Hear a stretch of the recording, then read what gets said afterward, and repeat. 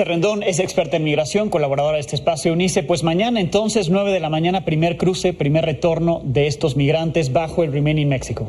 Pues sí, efectivamente, esperamos mañana, como bien decías, en el punto también del Paso, Ciudad Juárez, que será el primero de 7, a diferencia de la época de Trump, de 2018-2020, tuvimos 6 puntos fronterizos, sí. Ahora se aumenta uno más, con algunos cambios, como ya lo mencionaba la vocera también del gobierno de Biden, que pues tratarán de hacerlo menos inhumano. Sin embargo, como pues ya bien decías, va a ser difícil hacer inhumano este programa, es decir, las condiciones mismas son inhumanas. Totalmente, porque sí. Violan y violentan principios internacionales, compromisos, tanto Estados Unidos y México también en este tema humanitario. Aunque sí creo que es importante que el gobierno mexicano pudo haber dicho que no, que eso era lo que habíamos mencionado en este espacio. Bueno, ya no lo hizo, y acepta esta política que se implemente, que requiere del apoyo mexicano, porque la orden judicial obliga a Estados Unidos, no a México. Es correcto. Entonces, bueno, ya si México decía que no había manera de reimplementar. Exacto. Entonces, ¿qué es lo que en su momento dijimos? Lo mejor es que México diga que no,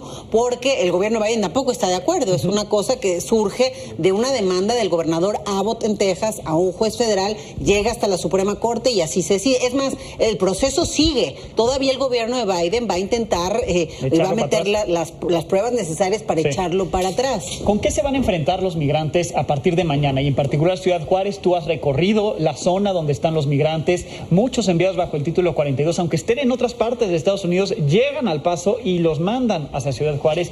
Has estado conviviendo con esos migrantes que todos los días están en riesgo, todos los días se enfrentan situaciones de riesgo para ellos. Pues creo que hay varias cosas que mencionar. Primero vamos a enfrentar una cuestión distinta que creo que empeora la situación. Además del Remain in Mexico, tenemos hoy un uso indiscriminado del título 42, es decir, un 74% más que en la época de Trump. Entonces, ¿qué quiere decir? Que tenemos una concentración mayor de migrantes en esta frontera. Segundo, muchos de estos migrantes vienen viajando en núcleos familiares y eso pone también retos nuevos sobre la mesa. Claro. También muchos menores no acompañados y, por supuesto, el involucramiento cada vez más presente del crimen organizado en el tráfico de migrantes y en los delitos que también, dicho sea de paso, de los 70,000 migrantes que se calcula fueron parte del Remain in Mexico pasado, bueno, el 80% reportaron algún tipo de violación a sus derechos o delitos incluso de extorsión, secuestro, etcétera. Entonces nos vamos, además estamos en una frontera en donde varios de estos puntos como Ciudad Juárez son lugares de alta incidencia delictiva, con además gobiernos entrantes que todavía no tienen la experiencia anterior. Entonces, en lo que pues van viendo qué hacer, creo que va a estar complejo. Pues todas las ciudades fronterizas prácticamente tienen alcaldes que acaban de llegar hace unos meses, ¿no? Efectivamente, y en algunas incluso también el gobernador, como es el caso de Chihuahua. Y creo que algo también importante que el gobierno mexicano pide, y creo que esas exigencias son correctas y hay que ver nada más cómo se van a cumplir, pues que tengan un abogado, una asesoría legal, que no pasen de 180 días los procesos, porque eso fue algo que pasó con el Remain in México pasado. O sea, procesos larguísimos, violación al debido proceso, les avisaban el mismo día de su audiencia. Aquí parece que va a haber un transporte especial, se están pidiendo recursos también para los albergues. Lo que no entiendo muy bien hasta ahora es cómo se va a materializar estos cambios y estos apoyos que sin duda son fundamentales para mejorar la situación de las personas en movilidad, pero sí la esperanza es que verdaderamente el gobierno de Biden logre terminar con esta política como había sido su promesa de campaña y como habían iniciado a hacerlo hace algunos meses, ¿no? Y habían empezado a pasar en goteo las personas que esperaban de este lado. Ahora, lo siguen mandando, ahora lo harán con Remain in Mexico, pero lo seguían mandando con el título 42, este pretexto de la pandemia que lo acaba de extender, de hecho, el gobierno de Biden. Siguen enviando a los migrantes, se están acumulando en esta franja fronteriza. Creo que esa es la mayor preocupación y la principal diferencia a la época de Trump. Repito, hay un 74% más de títulos 42